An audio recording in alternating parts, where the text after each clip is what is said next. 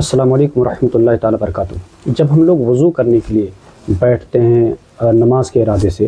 تو ہم اتنی جلد بازی میں ہوتے ہیں کہ ہمارے اعضاء بھی صحیح سے نہیں بھیگتے ہیں، پانی کی قلت بھی نہیں ہے، پانی ہے لیکن ہم لوگ مسا کی طریقے سے کرتے ہیں، جلد بازی میں کرتے ہیں یا پھر کوتاہی کرتے ہیں یا پھر غفلت میں کرتے ہیں۔ چاہیے کہ ہم اچھی طرح سے وضو کریں اور جو وضو کے اعضاء ہیں وہاں پر پانی پوری طرح سے بہہ جائے۔ اس کی فضیلتیں ہیں، اس کی بڑی فضیلتیں ہیں۔ سب سے پہلے میں آپ کو بتاؤں وضو کی فضیلت، آپ سماعت کریں، انشاءاللہ تعالیٰ ایمان تازہ ہو جائے گا۔ بخاری شریف حدیث پاک ہے، حضرت ابو ہریرہ رضی اللہ تعالیٰ عنہ روایت کرتے ہیں کہ میں نے اپنے حبیب صلی اللہ علیہ وسلم کو فرماتے ہوئے سنا، حضور فرماتے ہیں کہ قیامت کے دن میری امت کا زیور وہاں تک پہنچے گا جہاں تک وضو کا پانی پہنچتا ہے، یعنی اعضاء کے جن حصوں تک وضو کا پانی پہنچتا ہے قیامت کے دن وہاں تک اللہ تعالیٰ زیور پہنائے گا۔ آپ سوچ سکتے ہیں کہ اللہ کا زیور کتنا خوبصورت ہوگا۔ بخاری شریف کی دوسری حدیث پاک ہے،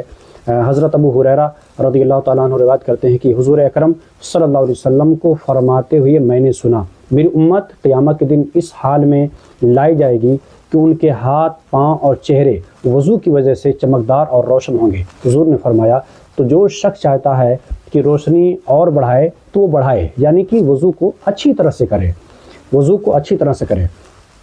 ایک دوسری حدیث پاک میں ہے، حضرت عمر بن خطاب رضی اللہ تعالیٰ عنہ روایت کرتے ہیں کہ نبی کریم صلی اللہ علیہ وسلم نے ارشاد فرمایا، جو شخص نماز کے ارادے سے اچھی طرح سے وضو کرتا ہے، یعنی مستحبات اور آداب کا اہتمام کرتے ہوئے جو شخص اچھی طرح سے وضو کرتا ہے اور وضو سے فارغ ہونے کے بعد یہ پڑھے اشہد ان لا الہ الا اللہ وان محمدا عبدہ ورسولہ، تو اس کے لیے جنت کے 8 دروازے کھل جاتے ہیں، وہ جس دروازے سے چاہے وہ جنت میں داخل ہو جائے۔ سبحان اللہ۔ جو شخص اچھی طرح سے وضو کرتا ہے، وضو میں جو اعضاء دھلے جاتے ہیں اس کو دھلنے کی فضیلت مسند احمد میں حدیث پاک موجود ہے۔ حضرت ابو امامہ رضی اللہ تعالیٰ عنہ سے روایت ہے کہ نبی کریم صلی اللہ علیہ وسلم نے فرمایا کہ جو وضو نماز کے ارادے سے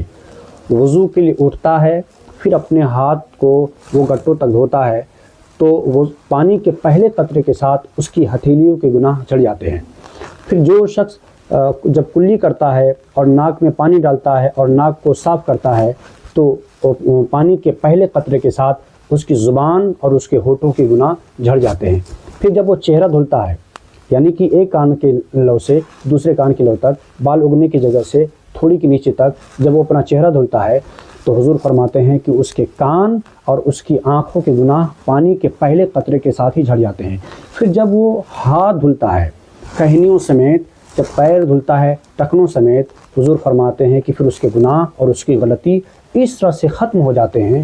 کہ جیسے کہ اس کی ماں نے اس کو آج ہی جنا ہو۔ سبحان اللہ۔ یہ ہے اچھی طرح سے وضو کرنے کی فضیلت۔ تو حضرات ہمیں چاہیے کہ ہم لوگ وضو میں بہت جلد بازی نہ کریں، وضو اطمینان و سکون کے ساتھ کریں کہ جس سے ہمارا وضو اچھی طرح سے ہو جائے۔ جب وضو ہمارا ہوگا تو نماز ہماری مکمل ہو جائے گی، اگر وضو نہیں ہوگا تو ہماری نماز بھی نہیں ہوگی۔